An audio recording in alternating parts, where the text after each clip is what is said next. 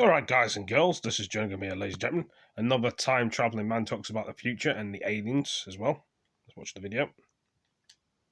Now I will show you the sketches I was doing from the people I saw on that planet. Can't really see much of that. This man claims to be an actual time traveler who has been to Mars. We met up in an undisclosed location as he told us his story and drew a picture of what future aliens supposedly look like. Watch this and decide for yourself. Hello everyone. My name is Nikolai. During this interview I have some really important information I want to share with you. In the end, I will show a fantastic discovery, so keep watching. The story I'm about to tell you is really shocking. It happened many years ago during the Soviet Union. I was a young man and already had my flying license secured. I had been part of many operations, followed by many letters of appreciations and motivation from many high-rank officials. My nickname was Черный Ворон, which translated means Black Crow. Currently you are in one of the post-Soviet countries, which unfortunately I cannot name. I also asked to cover my face in order to avoid future problems. Let me get to the story.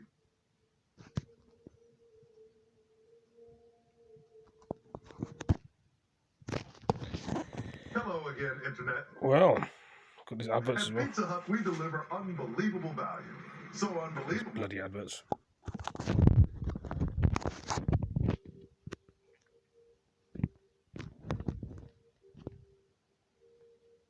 I was noticed for my talent and professional approach.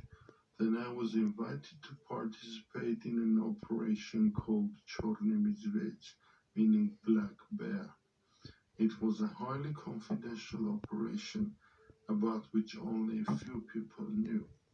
Now to the secret part. It was a secret intergalactic task. Very few may know, but the Soviet technologies were far off the American ones, unless we're talking about microwaves and photo cameras.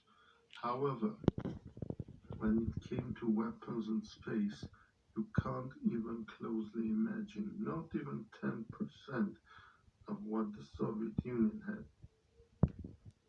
The idea of our operation was that the spying satellite, the name of which was BAT, found unknown flying objects between planet Earth and Mars. Why are you so surprised? Thought no one ever visited Mars yet? Well, it is as all just an illusion and a game to distract your mind from what is happening and the reality as a whole. So let's move on. The Black Bear operation started in 1981 and consisted of 6 people, one of whom was me.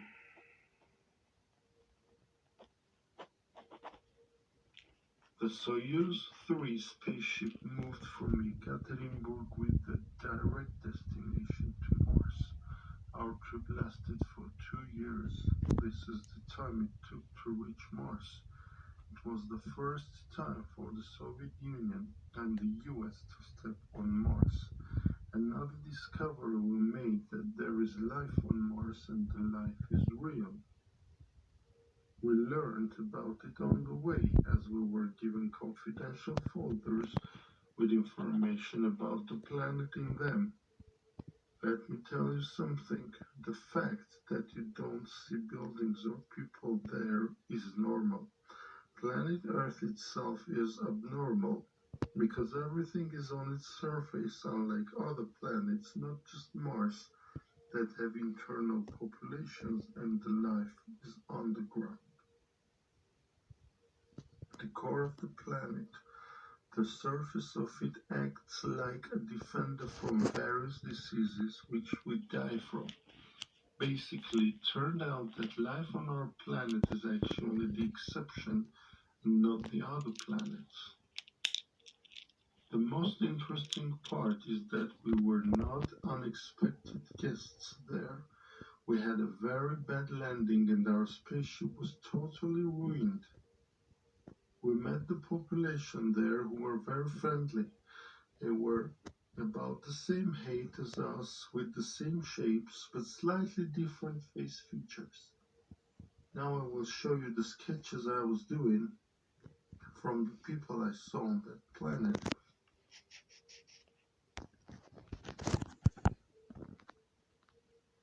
This is a portrait from a person from Mars. I am sorry for the lack of artistic talent. As you can notice, they look like humans, but with different features, maybe slightly dangerous looking ones. Some of the inhabitants approached us and started reading what was written on the spaceship with a bad Russian accent. They said they were studying our planet for quite some time now, but their studies were limited as they need the help of people themselves who would help them get more information. They spoke Russian and English to us. Apparently, they knew a lot about our planet.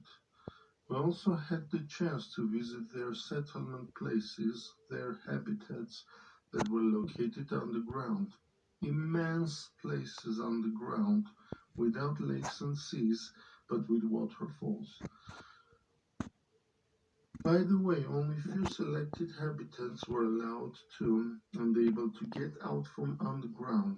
For the rest, it was a restricted zone.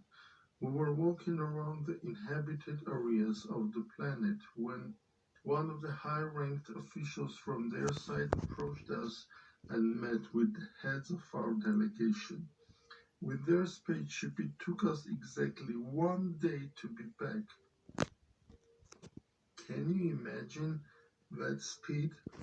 There was an agreement between Soviet Union and the inhabitants of Mars on peace, a treaty about the fact that they are not allowed to make any kinds of investigations and experiments on planet Earth, investigate dead people, whereas in return they give us knowledge on survival and world peace.